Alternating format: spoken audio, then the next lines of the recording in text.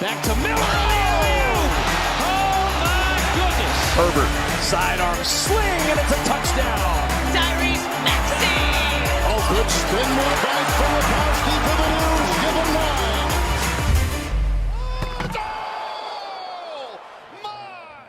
Welcome back, everybody, to another episode of the Beef Up Front podcast here on Pick Swap Media. As always, your host, Ryan Coyle, joined by Joey Jets for our second episode of the season coming off of Week 0. We now will be diving into Week 1.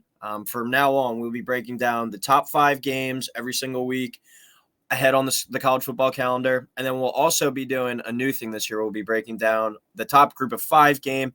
If there's a group of 5 game that should be in the top 5 regardless, then we'll go to the second and so on. But adding a little different wrinkle into the show this year, as well as going into our lock of the week and our dog of the day as well. But Joe, Week 0 is behind us now. Got to see some real life football. How did it feel to be back out there? Felt good. It felt good watching Notre Dame. Felt good to laugh at USC not having a defense. All the overreactions I was seeing on Twitter. Notre Dame's going to win the national title. I love being dead on about Jacksonville State, but I think I was shocked looking at my phone and seeing UMass take it to New Mexico State. That was probably the best UMass win in school history. But it was good seeing meaningful football back, like you said. And now we made it. We got Week 1, Labor Day weekend, ton of great games. I'm so excited. We're back. All right, just to recap Week 0 real quick, our results. I went 10-11 total, 4-3 straight up, 3-4 against the spread, 3-4 total. So that's what we count for our standings, are straight up against the spread and total. And then on the lock of the week, I went 1-0 with the San Jose State, USC over, and 0-1 on the dog of the day with Ohio. Joe, you had a better first week, going 14-7, 6-1 straight up, 4-3 against the spread, 4-3 with your totals, and then 0-1 on your lock of the under in that UMass New Mexico State game, and 1-0 on your dog with San Jose State plus 30. From now on, though, our dog will only count if it's an outright victory. So we'll always encourage the sprinkle on the spread, but we'll just be counting for ourselves whether it's a straight up money line win or not. Slim pickings last week, so we just included the spread there. But all right, we have games to cover on Thursday, Friday, Sunday, and Monday. So we're hitting on all the major days this week. We'll start on Thursday night with Florida, SEC opponent traveling out to Utah, who's number 14 coming into the season. 8 o'clock on ESPN. Utah is -7 right now, over under 46. We're recording this on Monday evening, so things could change by the time it comes out, depending on the health of Utah quarterback Cam Rising. But Joe, as we sit here on Monday, what are your thoughts on this game? First Florida non-conference road game, by the way, since I believe 1992 when they played at Syracuse. Little fun fact for you to start the podcast here. I'm going to go Utah here 35-32. So I'll take Florida plus the 7 over 46. But to be honest, I probably won't touch this game betting wise, just because there's so much up in the air when it comes to Cam Rising and his health. Just a game I'm not confident gambling either way. I'm a bad gambler to begin with, so I probably won't touch this game. If he doesn't play, I think Florida wins outright, but I'm going, operating off of, he is going to play. I could see this kind of being one of those Utah games like we've seen in the past, when Oregon would come to town, or USC last season, where the sun starts to go down, the crowd starts getting into it more, and Utah just kind of takes over the game and just controls the game. Florida, though, gambling-wise, is kind of an outlook on their season. Over-under win total 5.5. This game obviously is going to go a long way in telling us if they're going to hit the over on that or not. If the Gators lose this game, they might be chasing 500 all season with that SEC schedule. Especially, obviously you have the usuals like Georgia, South Carolina, Tennessee. Just this game is so important for Billy Napier in a year where, a lot of people think if he doesn't have a good year, he could get fired. I think it's a little crazy just because it's only year 2. But Florida fans expect, them to be in the conversation to win the division every year. So this is going to be a massive game for both programs. Utah, especially, their last year in the Pac-12, would like to start out on a high note. I think the health of Cam Rising is the big thing surrounding not only just this game, but like this week. I mean, the health of him, it will really determine how good Utah is going to be able to be this year. I mean, we saw USC still struggling on defense. That's what we kind of talked about last week, Joe, though. They had so many new faces. I kind of expect a slow start on defense from them. But Utah, with Rising in the fold, as we saw last year, beat USC twice. They're certainly in the question for the Pac-12. So I'm curious to see if he plays this week. He's only 8 months recovered from a torn ACL. And from everything I've heard and read, he's done like absolutely nothing this offseason. No practice. He's not even like limited or anything. So it's going to be pretty crazy if they kind of rush him out there from the get-go. I just don't know if he plays too, if I trust him, that he's just going to be really rusty. So it's going to be a lot to watch. Like I said, not sure when this pod will be dropping, but that game's on Thursday night. We're recording this Monday, and we still don't know if he's playing or not. Just a ton of unknowns heading into this. The QB situation in total for Utah, their backup got hospitalized after a scrimmage a couple weeks ago too. Graham Mertz making his debut from Florida. So as you said, Joe, I think I'm going to stay away from this game from the betting perspective, maybe up until kickoff just to get some action on it. But for our pick's sake, I'll take Utah to win, but Florida to cover.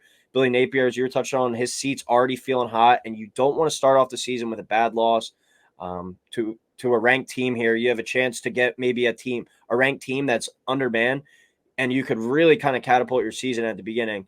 But you don't want to start off with an embarrassing loss here on the road, especially with that daunting SEC schedule in front of you. So I think Florida is going to be one of the most talked about and closely watched teams because, as you were touching on, Joe, if Billy Napier has a poor year this year, I do think he won't make it to next year because the schedule next year, I don't know if you've seen it, it looks even worse than this one. So I'm going to go Utah with the win, Florida with the cover and the over of hitting with a Utah 27, Florida 23 win.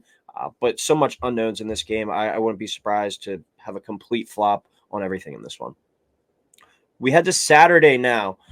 Boise State at number 10, Washington. 3:30 kick on ABC. Washington is a 14.5-point favorite here. Over-under is sitting at 59. What are your thoughts here, Joe? So I'm going to go Washington here, 45-35. So I'll take Boise to cover 14.5. I'm going to take the over of 59. I honestly think Boise is going to have a great year, going to have a great season. They started last year kind of shaky. I think they went 2-2. They lost at UTEP, which is unheard of for a program of Boise standards. They are kind of the cream of the crop, especially now with so many teams that left for the Big 12. They're probably the top program in the group of five. They're my pick actually to be the G5 rep for the New York Six this year. However, I just think opening up on the road here in Seattle is going to be too tall a task. Michael Penix could be, the Heisman winner at the end of the season if Washington is just able to turn it up a little bit defensively. Because if, they're kind of similar to how they were against the pass last year, it's going to be, it's tough to win every week in a shootout, even though Michael Penix has the ability to get it done, it's going to be tough if they can't improve on the defensive end. Huskies are definitely a dark horse playoff contender and a team I'm very high on this season. And I mean, I know it was week 0, but, I kind of talked about it quickly at the very beginning of the podcast. USC, I know, they were tweaking some things. They had a lot of guys playing on defense, but defense didn't look great against, a San Jose State team that is nowhere near Washington. And, that could be, if USC defensively is kind of the same later in the season, watch out. You could see the Huskies, making it run at the Pac-12 title and potentially their first playoff berth since 2016. I like Washington here too, Joe. I like them a little bit more convincingly, though. I'll take them 41-24. So I'm going Washington minus 14.5 and over a 59 in this one. Should be a fun one, though. I think consists of some fireworks. Anytime you get this Washington group back on the field, they're going to be able to put up points. With Michael Penix back in the fold after finishing second in the nation in passing yards last year, this offense, as long as he's healthy, sure to put up numbers again. Boise State, favorite to win the Mountain West at plus 180, and Washington, third best odds to win the Pac-12 this year at plus 310. So two of the top teams in their respective conferences for this year. I really like the over in this game, though, Joe. Washington went over this number in 9 of their 13 games last year. And I think the way that they play is kind of like USC, where all season they're going to be able to kind of dictate the flow and the tempo of this game. It's kind of like the opposite of Virginia basketball or something like that, where you know that they're going to slow it down and everything's going to be in favor of the under. Washington football is going to be in favor of the over just because they're going to want to put up 45, 50 points a night and just outscore teams each and every week. So if they do wind up playing USC, both teams at full health, that could be a scoreboard breaker. But Washington does return two of their top receivers from last year who both went over 1,000 yards. And along with Penix, I'm expecting a very similar offensive attack, high flying, up-tempo type team. Boise State's going to bring a stout defense to the table, but the experience, I think, of Penix in this one is going to be too tough to handle. So I'm going to go Washington with a late cover there to win 41-24 in the overhitting as well. Third game, the college game day game for week 1. We have number 21 North Carolina versus South Carolina. This is being played at Bank of America Stadium where the Panthers play down in Charlotte. 7:30 kick on ABC. UNC is a 2.5 point favorite here. Over under is 62.5. Joe, what are your thoughts on this matchup? I have this game being an absolute shootout. I have South Carolina 45, North Carolina 42. So I'm going to take South Carolina plus 2.5. I'm going to take the over 62.5. Definitely going to hammer the over for sure on Saturday night, especially after having a few beers this Labor Day weekend. I think Drake May is going to be fantastic. I'm just worried about that defense still. Even if they improve it a good amount from last year, they were still one of the worst defenses in the country, especially in Power 5. And the Tar Heels, might potentially end up wasting a great college career in Drake May, which sucks. I don't know if I'm going to buy Spencer Rattler long term this season, just because of how inconsistent he's kind of been through his career. Tough in year 2 at Oklahoma, tough to start the year last year. Obviously ended on a very high note.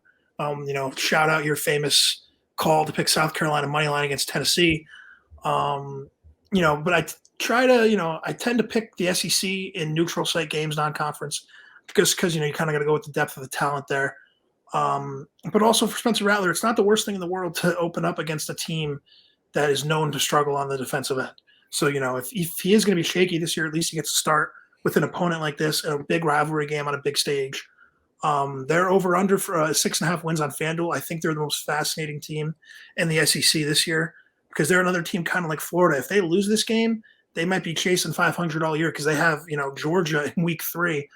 I think they could easily be the second best team in the East, but I could also see them going 6-6, depending on how everything goes. If they open up with a win, watch out. You could be talking about the Gamecocks as a dark horse, especially if they look good in week 2 and then going into that Georgia game, we could be talking about them again in a couple of weeks. Their schedule is just brutal, though, and I don't know if they're really going to be able to make as much noise as they are capable of or have the potential to this season. I like South Carolina in this one too, Joe. I'll take them 38-34. So we got the same picks across the board there. I'll take South Carolina, plus 2.5 and over 62.5. Definitely the game I'm looking forward to the most on Saturday. I think the Drake May, Spencer Rattler battle is going to kind of set us up for the Sunday night showcase between Jaden Daniels and Jordan Travis. But these two should put on a show for the guys on Saturday night. Another game where I really like the over. Rattler really settled down the stretch last year for South Carolina and looked like the player we thought he could be, and that he showed it sometimes at Oklahoma. And then Drake May, ACC Offensive Player of the Year last year, viewed as a potential top 5 pick. It's just setting up for a lot of points. I'm going to take South Carolina outright, though, because I really like what they've been building, as you touched on, the momentum that they had from down the stretch last year by beating Tennessee and Clemson. I think was just a huge catapult for this program. And I think as long as Shane Beamer stays here and he doesn't get kind of lured away to a bigger job, that they're going to be in the market to be a 9-10 win program year in and year out. I think getting the season started off on the right foot in this one is big, especially with that momentum that I said that they built from last year and with the daunting SEC schedule ahead. Like you said, Joe, already a week 3 matchup with Georgia coming up in a few weeks in September. I think this game means more to South Carolina than I think it does with UNC, because UNC playing in the ACC, definitely more cupcakes on that schedule compared to South Carolina having to go through the gauntlet that is the SEC. So with much easier wins ahead for North Carolina, I think South Carolina has a bit more emphasis on this game. So give me them as the outright underdog with the upset here. All right. This is our group of 5 game, our new segment on the show where we breaking down the top group of 5 game on the college football calendar for the week. So this week we go to New Orleans for South Alabama at number 24 Tulane. Tulane is a 6-point favorite here. Over under is 55.5. 8 o'clock kickoff on ESPNU. Tulane -6 and over under 55.5. Love that we're showing some G5 love here. Shout out Tulane, shout out the Green Wave. I'm going to take them 24-21 So I'll take South Alabama +6. I'm going to take the under 55.5. Jags are very good coming out of the Sun Belt, very underrated. I think this is a great first test for the defending Cotton Bowl champs and the Green Wave. I think they're going to ride the crowd to a victory here.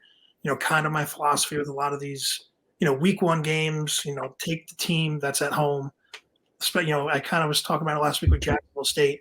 This is a year Tulane, they could be in for a historic season here because next week Ole Miss comes to town. And it's not like a neutral site where they're going to be playing at the Superdome or something like that. They're going to Tulane. They're going to, I believe it's Yulman Stadium. I could be wrong. But the fact that they were able to keep Michael Pratt and keep Willie Fritz, their head coach, is huge for the program, especially in the transfer portal era. You could have seen Pratt leave. Fritz was rumored to go to Georgia Tech for a while. I'm surprised he actually, Georgia Tech didn't make a stronger push to get him. But it kind of reminds me now, they're now conference mate Florida Atlantic, keeping everybody for basketball. But that being said, if you want a true dark horse, I know people were, all in the comments talking crap when Coyle, suggested if you want to sprinkle Florida State to win the national title. They'll come after me for this if, it makes it onto TikTok and stuff. But if you really want a long shot dark horse team to make the playoff, they would need to go undefeated. There would need to be some chaos happen, obviously. But Tulane is plus 3,000 to make the playoff. I'm not saying win it. They could go to the playoff and lose by 150 points. I'm just saying to make the playoff, they're plus 3,000. They're a team that's capable of doing it. We've seen Cincinnati. Tulane had the season last year to set them up for this season.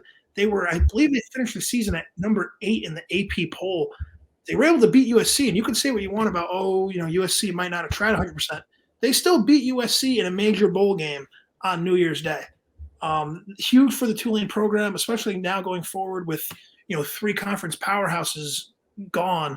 They could really run that conference for years to come, depending on what happens with realignment, of course. But, Tulane goes undefeated. There's no reason why they might not be in the conversation at the end of the season to make the playoff. Did you mean to say that at the beginning when you said that they're going to ride the wave to? I did not mean that. I really wish I did because that would have been – I'm not that smart, though, so that's a shame.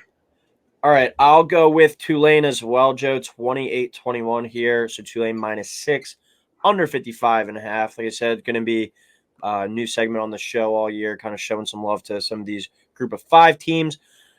But Tulane, as you touched on a couple times, end of the year taking down USC, and Caleb Williams did play in that game. So that was a USC team that was in position to go to the playoff if they had just beaten Utah in that last week.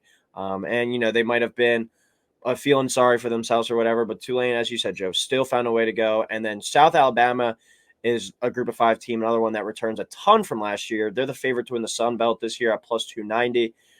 Tulane, a really tough team up front on the line, return their quarterback, but they did lose their best player from last year's squad and running back Tajay Spears, who's already been making some plays with the Titans in the preseason.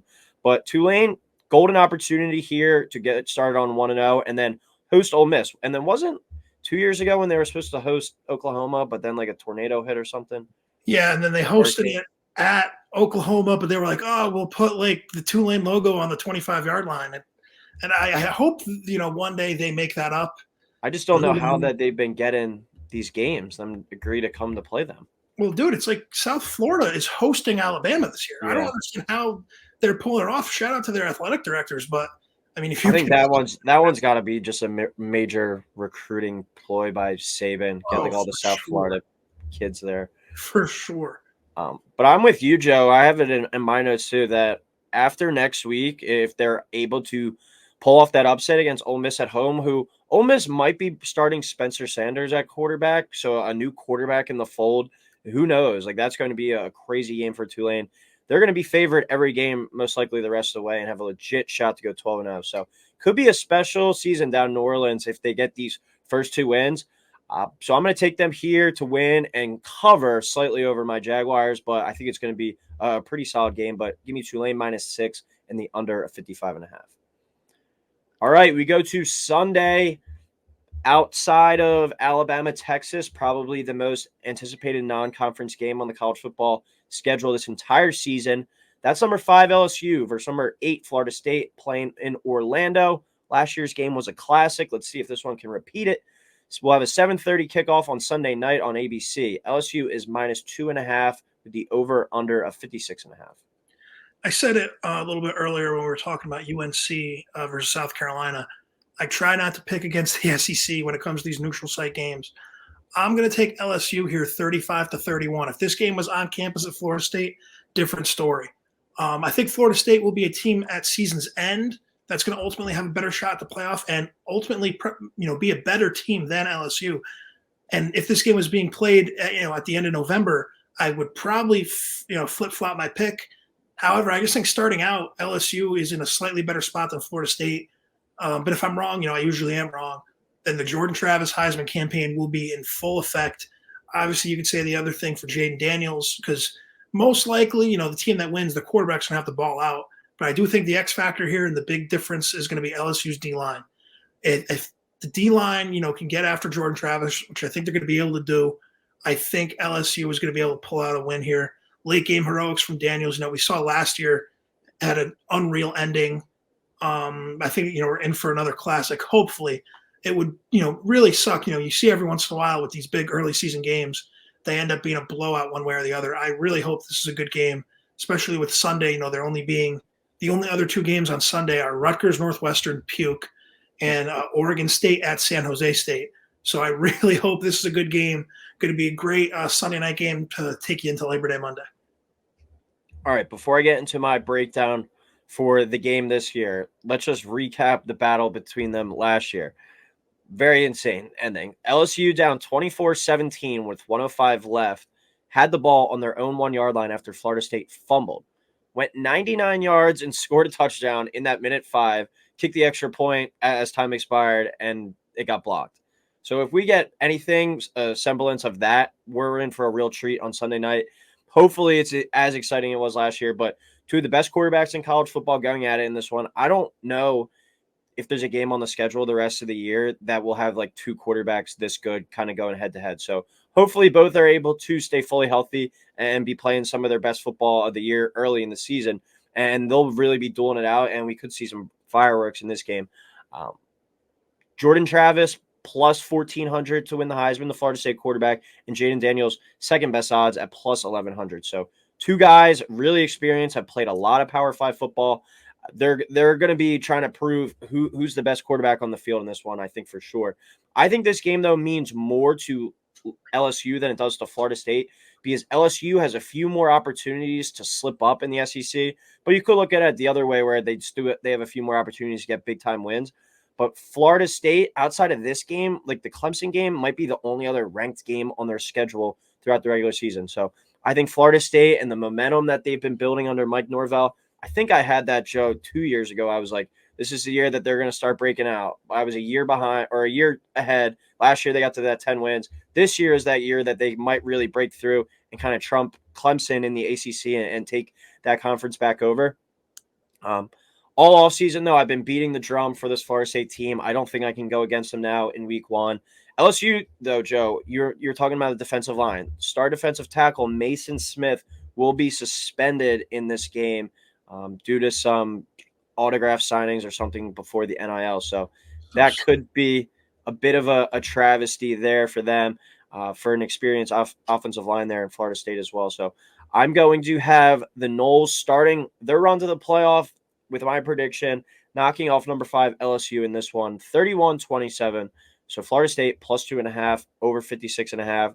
We had some fireworks and a really fun game in this one. All right, final game to break down of the week. We go to Monday Night Football now with another ACC game. Number 9, Clemson at Duke, 8 o'clock kickoff on ESPN. Clemson minus 13 and over-under is 55. I'm going to go Clemson here big, 45-20. I'm going to take a minus 13. I'm going to take the over 55. I'm just going to, keep this one somewhat short. Duke is returning a ton from last season. They deserve a lot of hype, and they deserve the praise they've been getting in the offseason as a really tough team. They had a great year last year, and they have, the talent and potential to kind of have another good year this year. However, all I've been seeing on social media for the past 3 weeks is all these random college football accounts are saying, well, if you want to pick an upset, pick Duke. Watch out. Duke hosting Clemson. All true. And they very well could pull off the upset. However, it's kind of one of those things like, during March Madness when you think, you see an upset bid, but then all of a sudden everyone else in the world is talking about it. I can't go. I could just see this game being a Clemson domination. Speaking of domination, I think Clemson, even, I know they haven't been on the national title level that they've been the past few seasons, but they're still way better than Duke talent-wise. I'll be shocked if they lose. I would not be surprised if this is like a 21-14 game at the half, but I could just see Clemson in the second half kind of making some adjustments, figuring it out. Klubnik, I think, is going to have a great day, put this game away in the second half. This is going to be one of those games. I know Duke is at home, but it might be like a 70% Clemson crowd. It's like when Vandy hosts Georgia and it's 95% Georgia fans.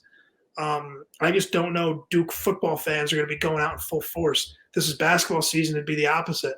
But football season, I don't know how much they're going to get up for this game. But if Duke does make this a game, then, Duke in the ACC this season might be a dark horse team to compete for the ACC title. You're just a Duke hater at all sports. Yeah, well, that's 100% true. For people that if they watch us during college basketball season, I do hate Duke, but their football team I don't really care about, and I mean that in a good way. I hope I'm wrong. I love seeing chaos. That's the one thing I'm always consistent with. But no, Duke, I'm not a big Duke guy. You don't think they're going to show out for this game, the fans? Coming off a 9-4 year, first home game against Clemson, national TV, all eyes on them. I think this is like the Duke Super Bowl of football. That is true, but Clemson is such a cult. Like, it wouldn't shock me if they turn the game on Monday night, the camera comes in, and it's like 60% Clemson fans. I was kind of being a little bit critical of Duke. I think it's more so just like when you see these big teams go on the road. Walk back your comments now. I'm not gonna walk them back. I'm just saying I still think it's going to be a majority Clemson crowd, and I wouldn't be shocked if 2 drives in it's like 10-0 or 14-0 Clemson, and I'll be like, oh well, this sucks. But I'm just saying, don't sleep on this Duke team. They were the quietest 9-4 last year I can remember in college football for a Power 5 team in forever. And they return their head coach, who was a first-year head coach from last year, Mike Elko. Looks like he's building something up down there. And then QB Riley Leonard returns as well. He's being talked about as like the third guy potentially behind Drake May and Caleb Williams at the top for the draft next year. So would be a major shakeup in the ACC if Florida State goes out and beats LSU and Duke is able to take down Clemson. That would be pretty crazy. Florida State would immediately hop to be the favorite there in the conference. I don't have a good of enough feeling to take Duke to win outright in this one, but potentially, how the rest of the weekend betting shakes out, maybe throw a little sprinkle on Duke money line as a 13-point dog if you had a good weekend from Thursday on to this game on Monday. But I do really like them to cover in this one. I think the Clemson defense, though, is going to be nuts this year, and Duke might struggle to block them up front. They just have so many guys that they're going to be able to rotate and throw at them. But this is Duke's Super Bowl, I think. It's going to be their most attended game of the season, I think. Primetime ESPN, they're giving it their best shot. They had all offseason to prepare for this. This is Cade Klubnik's first road start, too, Joe, in college football as a Clemson quarterback. I think we do have the ingredients of an upset here. That number is pretty big, though. I think it's going to go either one or two ways. It's going to be like a last-second field goal by Duke, or excuse me, by Clemson to break the Duke fans' heart. Or as you were saying, it could be one of those close games up to the half, and then we see kind of a blowout in the second half. It's what Clemson did like Georgia Tech last year. I remember they were playing around with them a little bit at the beginning, but then wound up destroying them on that Monday night game. But I do like Duke to cover in this one. I am going to take Clemson 30-23, so Duke plus 13 in the under 55. But I think Will Shipley, it makes a big play late. That's the difference in this one down the stretch. But I do like Duke a lot to cover in this one. I think it's going to be a battle, and I think too many people are sleeping on this team that was 9-4 last year, and they bring back their head coach and their quarterback, arguably the two most important things in college football. All right, go to the dog of the day now. I will go first on this one. Dog of the day, week 1, I'm taking North Texas. They're +7, +245 on the money line. They are playing Cal at home. Not many straight-up dogs I like this weekend, as a lot of teams, schedule those week 1 kind of cupcakes, so there's a lot of big spreads. So we got a 7-point spread here on this one. That's a pretty good value on the money line at +245. This is a Power 5 team traveling on the road to a Group of 5 team. So it's going to be kind of their biggest game of the year as well as home. It's going to be 101 degrees in this one. So I think weather could play an impact. North Texas has been practicing with this all summer. Cal only has the 8th best odds out of 11 teams to win the Pac-12. So they're going to be one of the worst teams in that conference, one of the worst teams in Power 5 this year. Wouldn't be shocked to see them stumble in this one. So I'm going to go North Texas as my dog of the day, plus 245 on the money line. And, of course, as always, sprinkle that plus money on the spread at +7 there too. Yeah, Coyle, I love that pick for dog of the day. I was looking at that one, but I didn't want to copy you, obviously. First of all, shout out North Texas. They've come a long way from, I believe it was like 6 or 7 years ago. They lost at home to FCS Portland State 66-7. To an FCS team. I think to this day, it's the biggest 1AA over 1A win. So shout out North Texas. I think it's a great pick. Definitely going to sprinkle on the money line there. I'm going to go Toledo on the road at Illinois. They're plus 9.5 on the spread, plus 285 on the money line. I think Toledo is going to be a very good team coming out of the MAC. I could see them easily being 10-2. Favorites to win the MAC going into the year. What was that? I'm sorry, Cole. Favorites going into the year to win the MAC. Yeah, no, they are deservedly so. I think the Rockets are going to have a great season.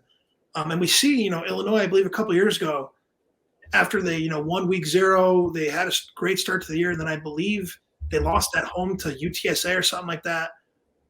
Illinois is also, I'm kind of contradicting myself though, because Illinois, I was looking at for a dark horse division winner coming out of the West, just because they avoid Ohio State and Michigan, and they get Penn State at home coming out of the East this year. Illinois, so if they win this game, don't be shocked, if Illinois can all of a sudden become a dark horse to win the conference. However, I think they're going to be in a dogfight. They scheduled a really good Toledo team. It wouldn't shock me to see the Rockets win this game. And, who knows, that could potentially set up Toledo to have a great, dream season of their own. So give me the Rockets as my dog of the week. All right, my lock of the week now hit on this last week with a high total. We're going back to California for another high total. My lock of the week, I'm going to go over 65 and over 65.5 in the UCLA Coastal Carolina game. Grayson McCall, after entering the portal, back for Coastal. Chip Kelly and the UCLA offense are going to be able to put up points no matter what. UCLA was 9-4 last season on the total. In favor of the over, and Coastal was 8-5 in their games going on the over. So both teams can score. I think we see these two teams kind of engage in a shootout to cap off Saturday night. Give me like a 45-31 type game. Let's get some points, and we're going to keep it rolling here with the locks of the week and hitting some high overs. So I'm kind of going back to basics here for my lock of the week. Thought I was going to be able to nail an under. I was never more wrong about a game in my life. I thought that was going to be a low-scoring win for New Mexico State, and it was just the complete opposite. But for my lock of the week this week, I'm going to go Tennessee minus 27.5 against Virginia. It's a neutral game at Nissan Stadium in Nashville where the Titans play, right down the road from the University of Tennessee. It's going to probably be like an 80-20, maybe 90-10 Vol crowd, especially, with the momentum coming off of last season.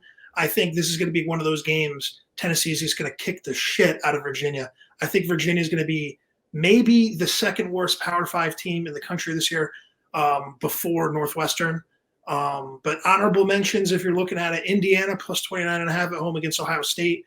Ohio State's still not sure what they're doing at quarterback. Starting out on the road, that's the game Indiana fans show out for. Contradicting myself to saying Clemson going to Duke. Duke fans won't show out.